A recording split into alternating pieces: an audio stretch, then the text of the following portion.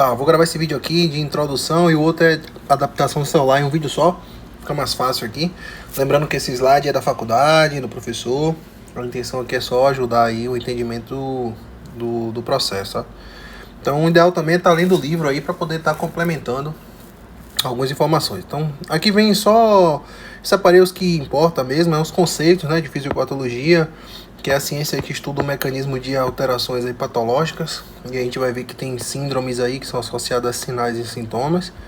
Então sempre que falar de síndrome, sinais e sintomas, os dois juntos aí. Depois vem conceitos aqui de enfermidades, aqui não é tão interessante.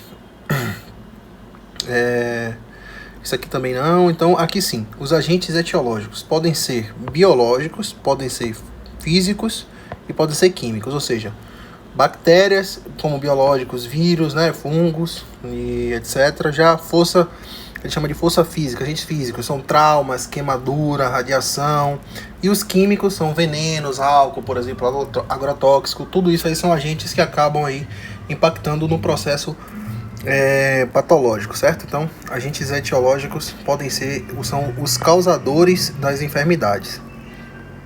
Isso aqui não, vai falar depois de forma geral.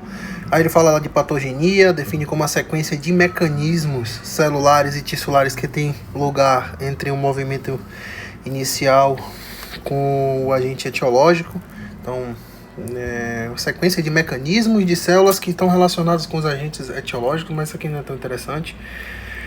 Aqui sim, né? O diagnóstico ele pode ser aí, ele se refere à natureza ou à causa do problema. Então, quando a gente quer dar o diagnóstico, é identificar a natureza ou a causa desse problema, e a gente usa aí a anamnese, usa aí os exames físicos para poder, exame de imagem, para poder identificar a natureza e causa do problema. Então, isso é a definição de diagnóstico. Definição de morfologia são câmbios morfológicos que se relacionam com câmbios anatômicos, então, tanto a nível microscópico como a nível macroscópico também. E aqui sim, sinais e sintomas é só para saber a diferença, né? Que sintomas basicamente é dito pelo paciente, então é imensurável, não tem como mensurar, ele que define, o paciente que define. Já os sinais não, é o que a gente observa, né? O que o médico observa. E a união desses dois formam aí a síndrome, certo? Então, a princípio, sinal é o que é observado e sintoma é o que o paciente está dizendo pra gente. E ele diz assim que os quadros clínicos, as enfermidades têm a nível aí agudo, subagudo e crônico, né? Isso aqui é de natureza de tempo, né?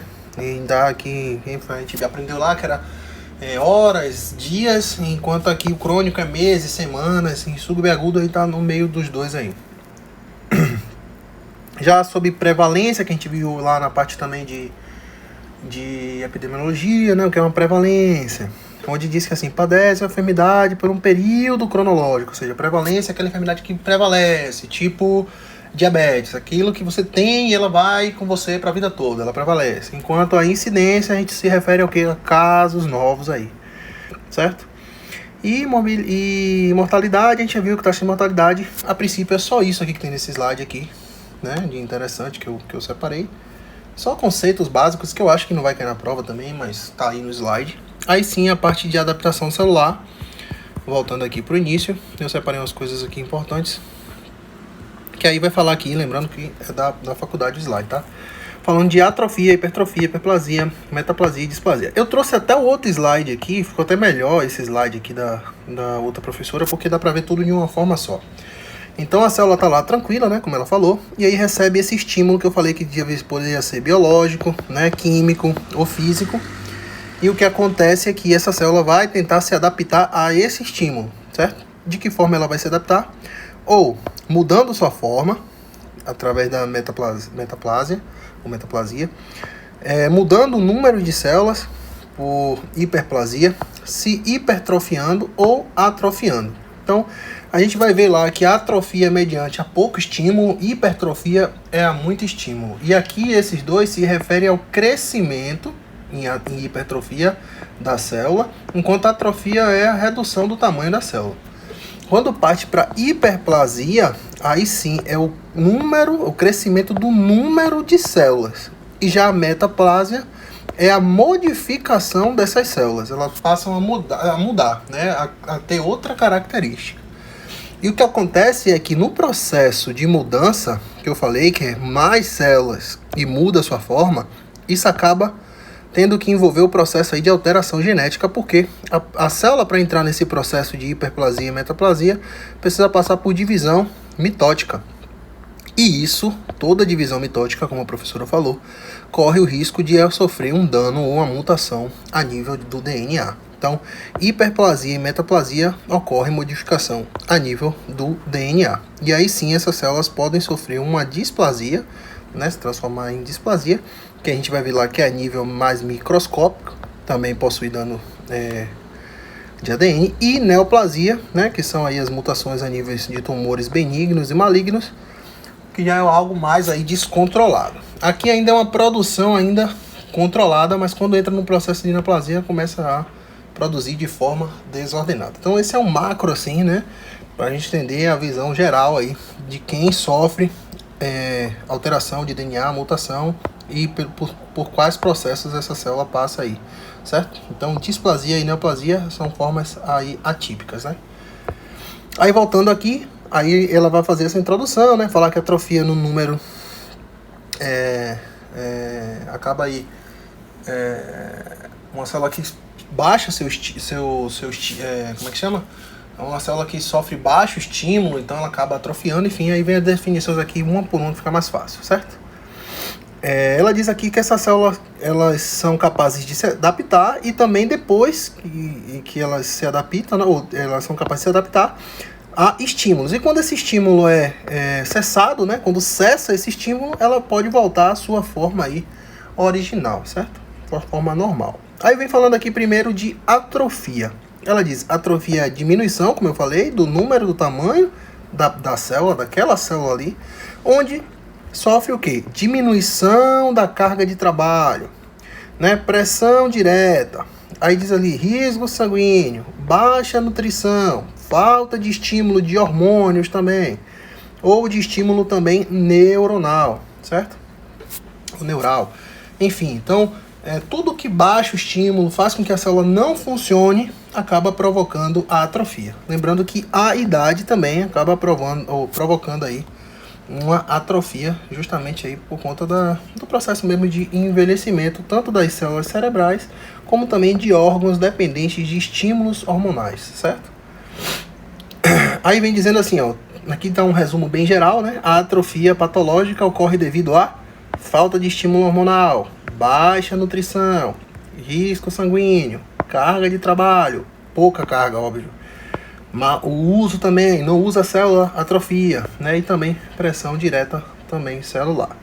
Aí ela mostra aqui umas células que estão sofrendo atrofia, né? Falando com relação aí, se eu não me engano, aqui é da mama. Aqui é aqui é o endométrio, certo? Aqui já é opção B, aqui é uma mulher que parece que entrou na menopausa, e aqui é em idade fértil, olha quantas glândulas tem, aqui não tem glândulas também. Mas aqui não tem nada a ver com lâmina não, né? A gente quer mais a definição. Já a hipertrofia é o tamanho, ou seja, aumento do tamanho dessa célula. Não tamanho de número de células, certo? É só o tamanho da célula que aumenta, devido aí a um incremento de trabalho ou por estimulação de hormônio. Detalhe que a hipertrofia ela pode ser fisiológica, por exemplo, hipertrofia muscular, ou patológica aí, que pode ser aí como é que eu posso dizer?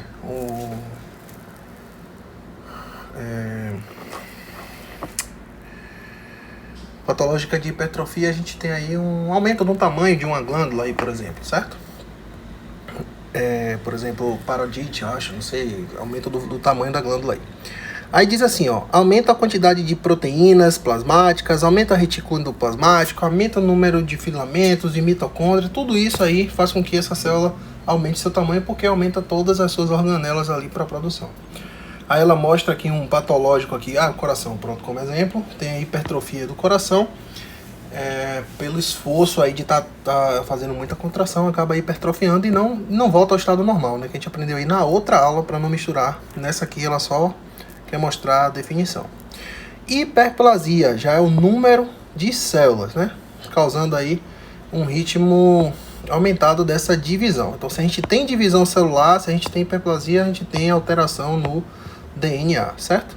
E aí ela diz aqui, com relação a uma resposta de estímulo excessivo acaba causando essa hiperplasia. Como, por exemplo, o GH, muito GH causa gigantismo, que é um processo patológico. Já a prolactina, né, essa quantidade de prolactina, ela causa aí o crescimento da mama, que é um processo fisiológico. Então, pode ter a hiperplasia também a nível fisiológico e a nível patológico, assim como a hipertrofia também. Certo? Aí ele diz que a hiperplasia ocorre também a nível da epiderme, a nível intestinal e a nível glandular. Aqui não, aqui só diz que a hiperplasia ela pode, né, enquanto ela recebe o estímulo ali, ela tá se proliferando, e quando cessa esse estímulo aí, ela desaparece. Aí falando aqui de novo da hiperplasia fisiológica, né, no processo de glândula mamária, e aqui já fala aí uma hiperplasia compensadora, uma hepatomegalia, devido a uma enfermidade ou uma patologia também. Aí já a metaplasia, já o nome já muda, né? Meta de metamorfose, de mudança. Então é mudança desse epitélio. E ela aqui embaixo cita aqui, por exemplo, esse processo onde a H. pylori ela tem afinidade pelo epitélio do estômago, certo? Então a H. pylori tem lá afinidade pelo estômago. E o que acontece é que quando está H. pylori alojado lá, esse estômago começa a produzir muito ácido, muito ácido, muito ácido, muito ácido. E aqui a nível duodenal, quando esse quimo chega aqui, né, a nível duodenal, esse bicarbonato aqui, ó, não dá conta de tanto ácido que foi produzido aqui justamente por essa H. pylori. O que acontece é que esse epitélio aqui a nível duodenal começa a modificar. E qual o problema? Quando ele modifica, ele tenta ficar igual aqui ao epitélio aqui do estômago. A H. pylori agora que tinha afinidade apenas pelo epitélio do estômago, passa a ter afinidade pelo epitélio do duodeno. E aí acaba, além de causar úlcera aqui no estômago, ele acaba causando úlcera péptica aqui a nível do duodenal. Por quê? Porque esse epitélio acabou mudando aqui a sua conformação para poder evitar, né, que essas células sejam danificadas pelo excesso de ácido. E o problema é que a H. pylori volta aqui e aí acaba tendo aí uma úlcera péptica por conta disso. Então ela mostra aqui a H. pylori, gastrite antral, né, lá em cima, aumenta o seu nível de secreção, acidez, e aí causa uma metaplasia a nível duodenal. E o que acontece? Essa H. pylori agora começa a colonizar no duodeno, e aí gera uma gastrite a nível duodenal, conhecida aí como úlcera péptica, certo? E também pode ser a nível também, né, aqui está o estômago, né, a nível do esôfago, certo? Então esse esôfago aqui começa a produzir muito suco gástrico aqui, começa a atingir a parede desse esôfago aqui, ó, e esse esôfago começa assim a engrossar essa parede. O problema é que quando ele engrossa demais essa parede, esse carinha aqui que é o esfíncter esofágico, ele começa a ficar rígido também, e aí provoca o quê? Um refluxo gastro aqui, a enfermidade do refluxo esofágico, chamada aí de esôfago de Barré, onde essa parede do esôfago acaba mudando o seu epitélio, né? Passa a ficar grosso aqui. Pesquisar aqui não, já pesquisei. Então, é isso aí. A informação, certo? Então, provoca uma falha aqui, ó, no esfíncter esofágico, causando um refluxo, justamente porque ele muda esse epitélio para tentar se proteger aí. Possivelmente também na H. pylori. Lembrando que não é só a H. pylori que causa acidez aí. Já a displasia, né, como a gente viu lá, é uma hiperplasia atípica, onde a gente viu aqui no outro slide aqui, ó, que é displasia, né, depois se transforma em uma neoplasia, mas é a nível aí microscópico aqui. A neoplasia já é uma produção mais, lembra que a professora desenhou aqui, né, uma produção mais descontrolada, né, tanto que gera metástase aí, né, e pode ser um tumor benigno ou um tumor maligno. Então, só a informação de que hiperplasia atípica para displasia aí, certo? Onde ele diz aqui, ó, é um câmbio anormal no tamanho, forma e organização de células tissulares maduras. E aqui ela fala de novo, né, sobre hipertrofia, atrofia, enfim, mostra também, né, hiperplasia aumenta o tamanho da célula, atrofia diminui o tamanho da célula. Aqui já aqui é célula normal, na verdade, né? Aqui vem a atrofia, diminui, hipertrofia aumenta esse tamanho normal, né? Já aqui, ó, hiperplasia é quantidade no número, ou seja, aumentou, né, em relação aqui em cima. A gente já viu que a metaplasia é uma produção excessiva, mas é ordenada, enquanto a displasia já é desordenada, né? Lembrando que esses dois aqui são atípicos e olha aqui a quantidade aqui, acaba aí podendo danificar o DNA aí, certo? Tanto hiperplasia quanto metaplasia e displasia aí, certo? E por aqui foi.